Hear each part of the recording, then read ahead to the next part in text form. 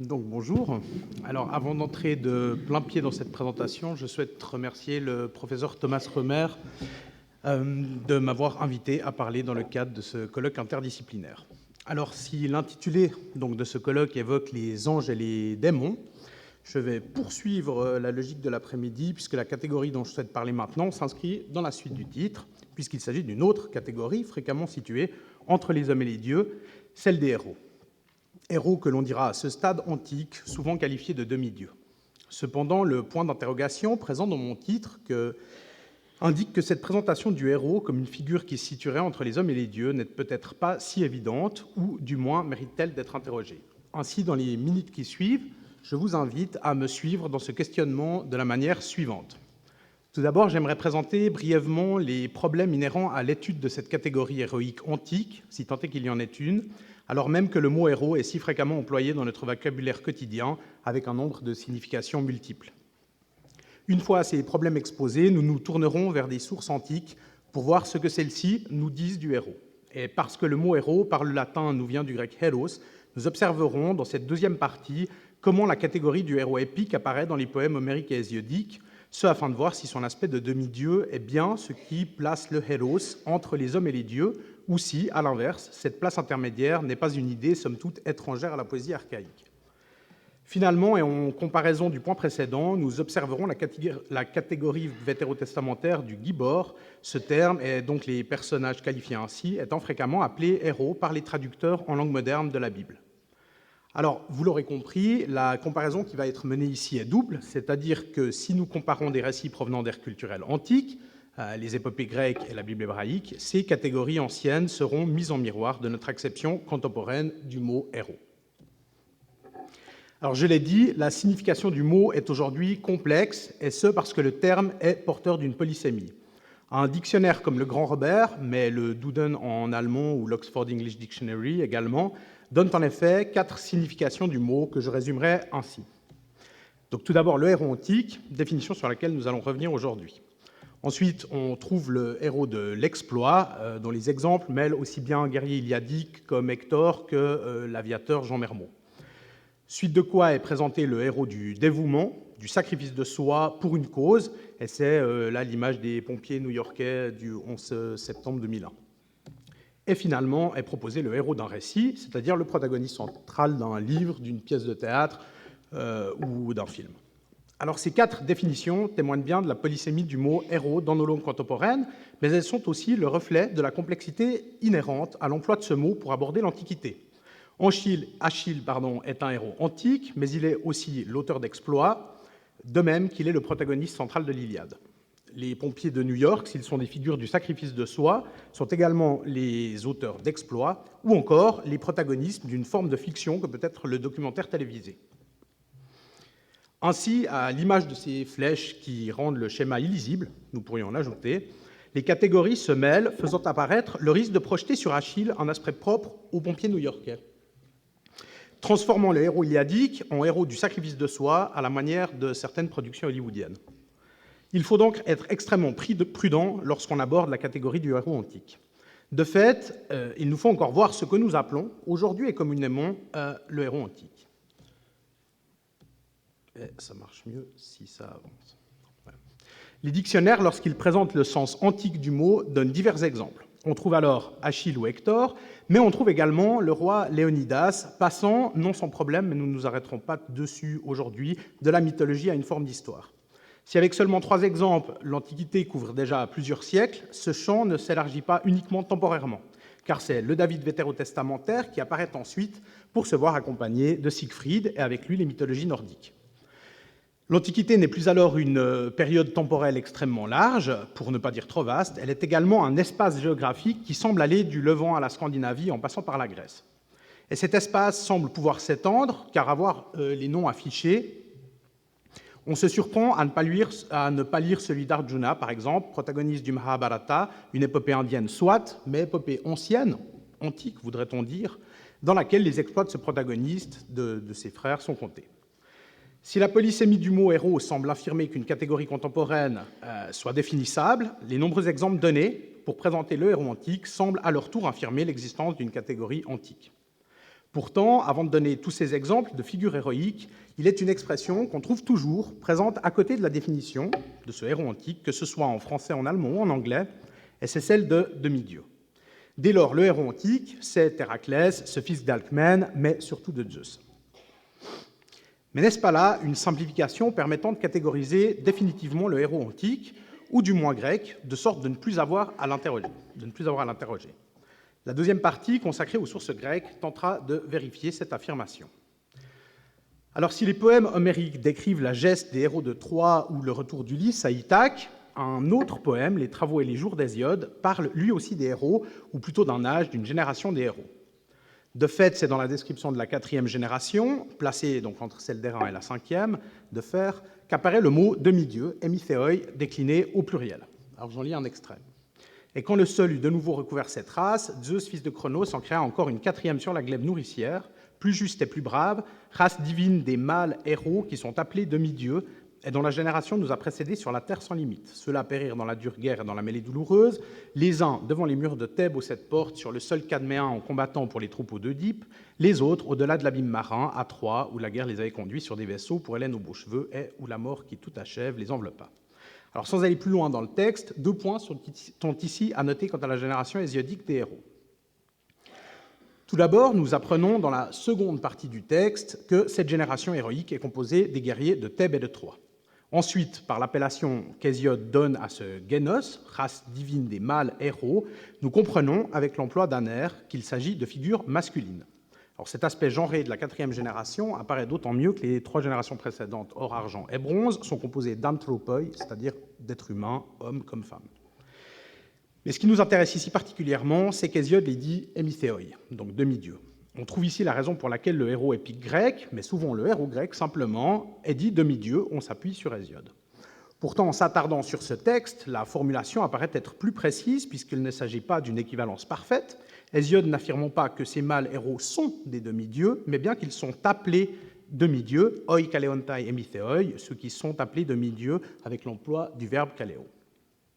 Alors le fait qu'Hésiode précise qu'il s'agit d'une appellation est important, puisqu'il n'est plus alors possible d'affirmer que chacun des guerriers de Thèbes ou de Troie trouve une ascendance directement divine par l'un de ses parents. L'appellation de demi-dieu semble honorifique, reflet de la valeur que le poète prête à cette 4e génération. En ce sens, Hésiode fait ici écho à la poésie homérique. Si Achille est bien le fils de Thétis et Pélée, donc une déesse et un humain, de même que le Troyen aîné est fils donc d'Aphrodite et d'Anchise, force est de constater que tel n'est pas toujours le cas. Agamemnon et Ménélas, par exemple, 2 protagonistes pourtant centraux des poèmes homériques, fréquemment appelés héros, donc héros, sont fils d'Atrée et d'Hérope, 2 humains, ou Ulysse encore, alors là aussi personnage central de l'Odyssée, n'a lui non plus aucun dieu dans ses parents. Est-ce à dire qu'ils ne peuvent pas être dits demi-dieux?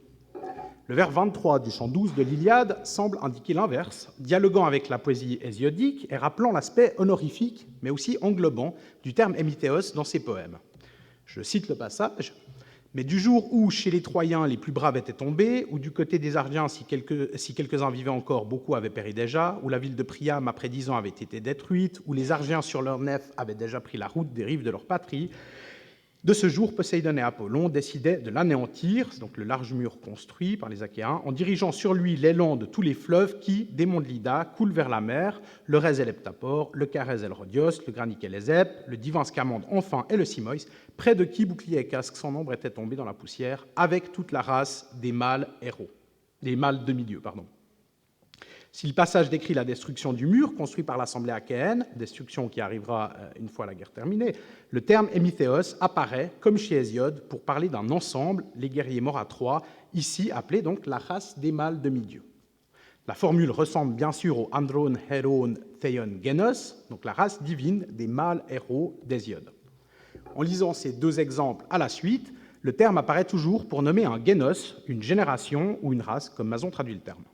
Au vu des protagonistes présentés auparavant, exemple bien évidemment connu des compositeurs des poèmes homériques et hésiodiques, nous pouvons en conclure que le terme hémithéos est un qualificatif honorifique servant à nommer l'ensemble des guerriers de Thèbes ou de Troie, qu'une moitié de leur ascendance soit immédiatement divine ou non. La question est alors la suivante. Le héros Ulysse, qui pourrait être appelé, comme le fait Hésiode, demi-dieu, sans pour autant avoir de parents divins, est-il à situer dans cet espace intermédiaire entre homme et Dieu? Ou pour le formuler plus largement, le héros épique est-il à situer entre l'humain et le divin, alors que son sang n'est parfois que celui d'un homme? La poésie homérique, si elle n'utilise qu'une fois le terme hémithéos, et ce dans le passage présenté ci-avant, emploie à 139 reprises le substantif héros. C'est donc vers elle que nous nous tournerons maintenant pour observer comment s'y définit le héros épique.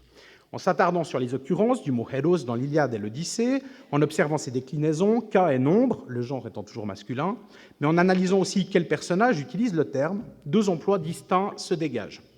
Ainsi, l'analyse des emplois du mot montre que, selon que ce soit le narrateur ou les protagonistes qui usent du substantif héros, le terme prend un sens différent. Tout d'abord, le narrateur emploie le nominatif uniquement au singulier, alors que dans la bouche des protagonistes, Achille, Ulysse et tant d'autres, le mot est employé au vocatif, cette fois au singulier comme au pluriel. Et je précise que je ne parlerai aujourd'hui que du nominatif et du vocatif, l'emploi de ces deux cas étant particulièrement révélateur des remarques qui vont suivre. Alors, cette distinction d'emploi de cas et de nombre est centrale pour comprendre comment se présente la catégorie du héros au sein de ces poèmes. Observons deux extraits représentatifs de l'emploi du mot lorsque les protagonistes l'expriment. Donc Agamemnon, qui s'adresse à son armée au vers 110 du chant 2, « Cher héros Danaen, fidèle serviteur d'Arès ». Ou Patrocle, au chant 11, vers 838, « Comment sortir de là, que décider, héros Euripyle ». La lecture de ces deux vers permet de noter que lorsque les protagonistes emploient le terme, il s'agit toujours de s'interpeller les uns les autres, raison pour laquelle nous sommes face à des vocatifs. Mais dans ces extraits, nous observons également que le terme « héros » devient un synonyme de combattant ou de soldat. En effet, Agamemnon s'adresse à son armée en précisant qu'ils sont serviteurs d'Arès, de cette puissance du combat frontal, de même que Patrocle demande bien sûr des conseils de guerre à Euripyle, au guerrier Euripyle, membre parmi tant d'autres d'une armée.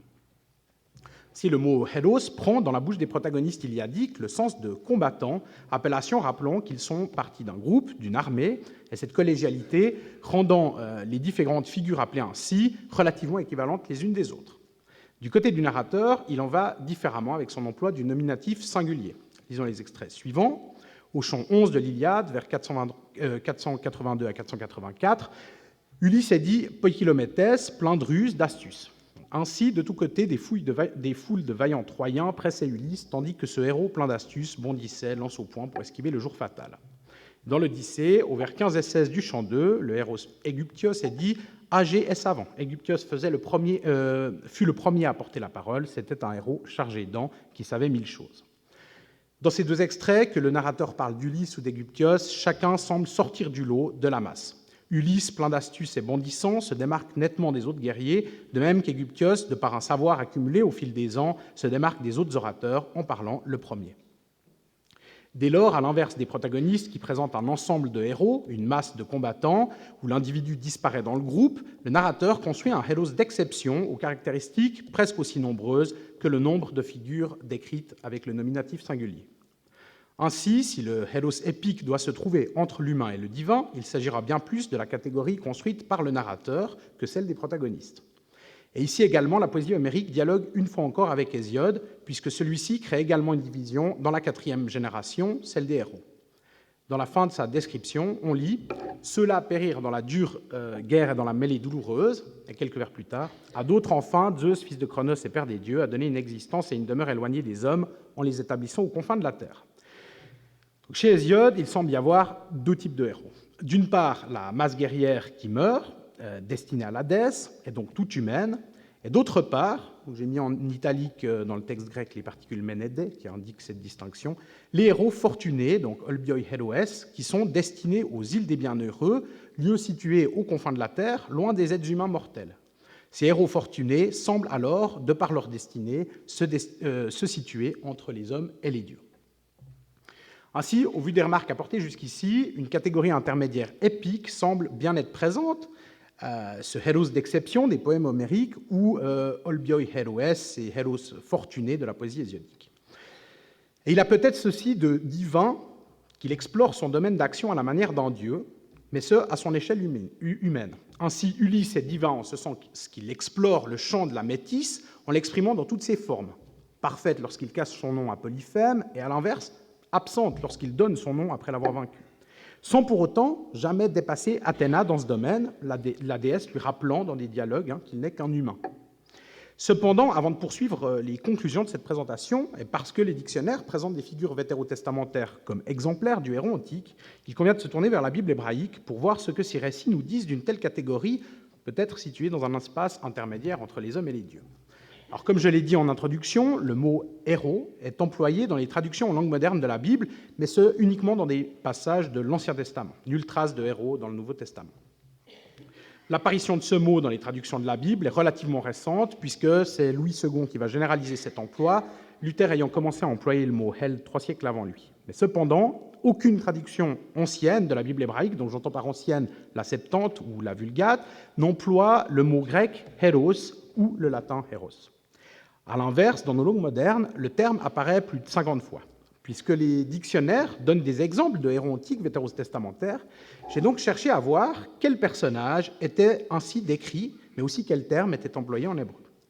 Si différentes racines sont apparues, c'est dans plus de 80% des cas la catégorie du gibor qui s'est vue traduite par héros. Les extraits suivants vont montrer quel type de figure est dite gibor.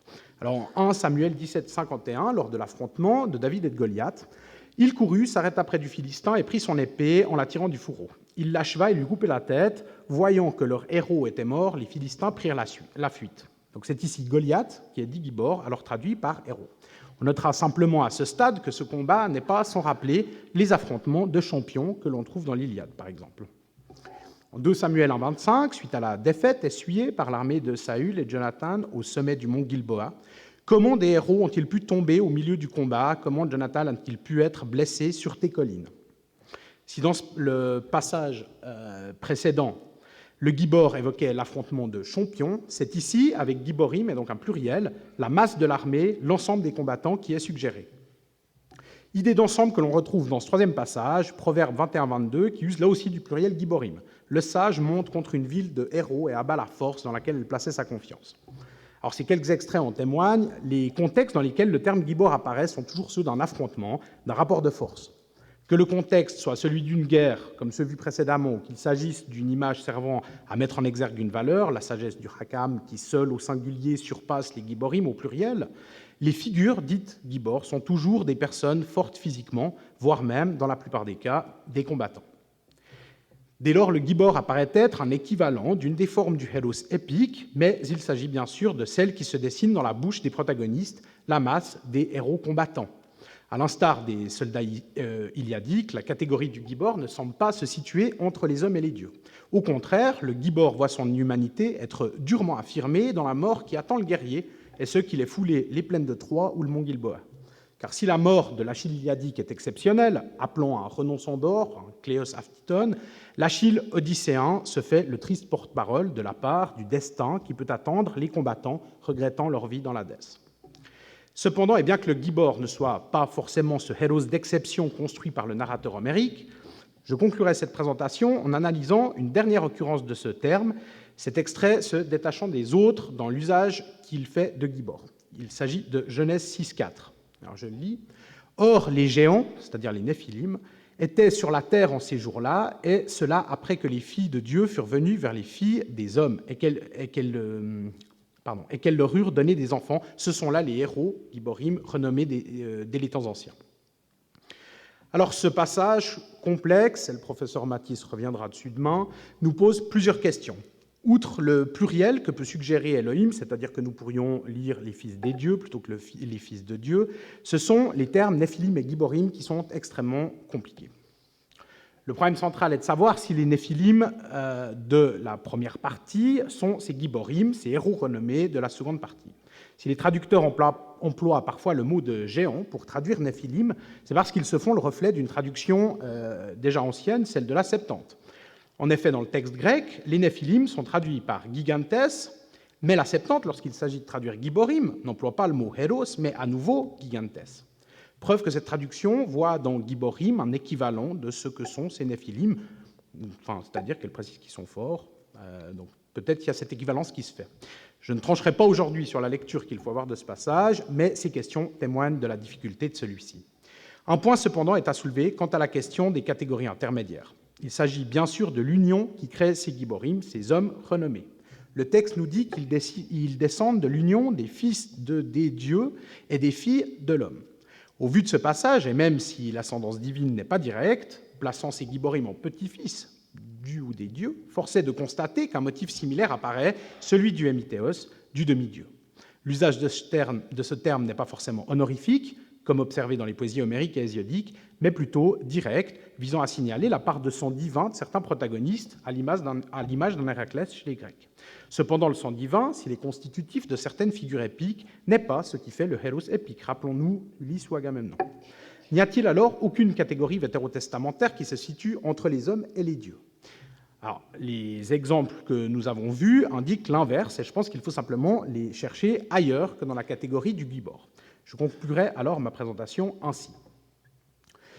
Si nous avons vu que le terme contemporain héros, ou du moins les acceptions qui lui sont données, ne sont pas à même de couvrir le champ du héros épique, nous avons également observé qu'au sein des poèmes de la Grèce archaïque qui nous sont parvenus, le terme dénote deux catégories distinctes.